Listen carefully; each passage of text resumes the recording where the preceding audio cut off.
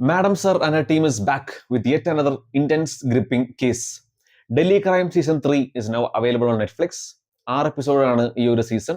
6 episode 3/4 മണിക്കൂർ വീതം. ഈ ഒരു സീസണിന്റെ സ്റ്റോറിയാണ് and it's based on a partially real life story.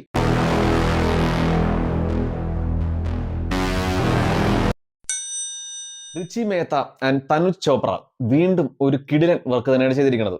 6 episode നമുക്കൊരു എഡ്ജ് ഓഫ് സീറ്റ് ത്രില്ലിംഗ് അനുഭവം തന്നെയാണ് സമ്മാനിക്കുന്നത്. ഒരു നിമിഷം പോലും നമുക്ക് ബോറടിക്കില്ല.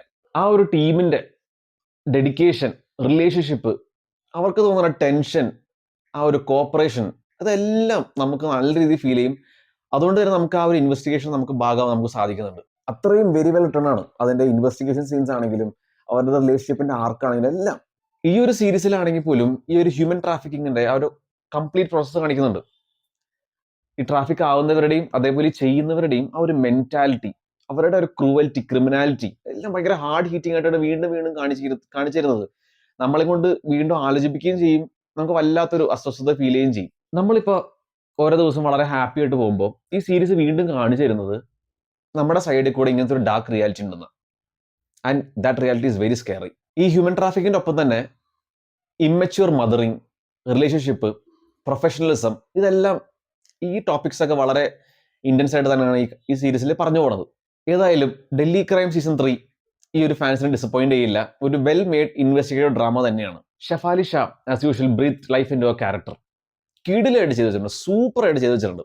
അതേപോലെ ഷെഫാലി ഷാന്റെ ടീമിലെ ഓരോ അംഗങ്ങളാണെങ്കിലും ആ ടീമിനെ വീണ്ടും കാണാൻ തന്നെ ഒരു പ്രത്യേക സന്തോഷം തോന്നി. അതൊരു വല്ലാത്തൊരു പ്രത്യേക ടീമാണ്. അവരുടെ റിലേഷൻഷിപ്പും അവരുടെ ആർക്കൊക്കെ ഭയങ്കര രസമാണ്. അതേപോലെ വില്ലന്മാരുടെ ഓരോ ക്യാരക്ടേഴ്സ് ആണെങ്കിലും അവരെല്ലാം നല്ല വെടിപ്പായിട്ട് ചെയ്തു വെച്ചിട്ടുണ്ട്. ഹുമ ഖുറേഷിയാണ് ഇതിന്റെ മെയിൻ ആന്റഗണിസ്റ്റ്. നല്ല സൂപ്പറായിട്ട് ചെയ്തിട്ടുണ്ട്. നമുക്ക് ശരിക്കും ആ ഒരു വില്ലനിസം നമുക്ക് ഫീൽ ചെയ്യും.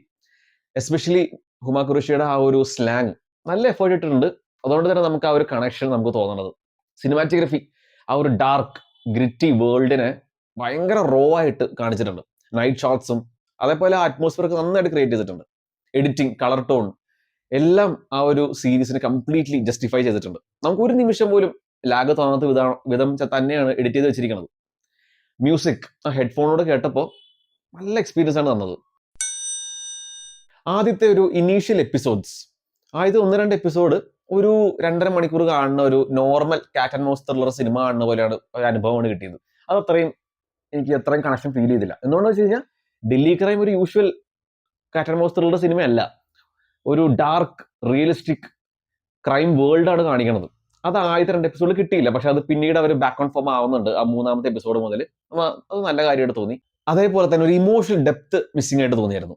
നമുക്കിപ്പോൾ ആ ഒരു ഡെപ്ത് ഫീൽ ചെയ്യുകയാണെങ്കിൽ പോലും അത് ആ പെർഫോമൻസസ് ആണ്.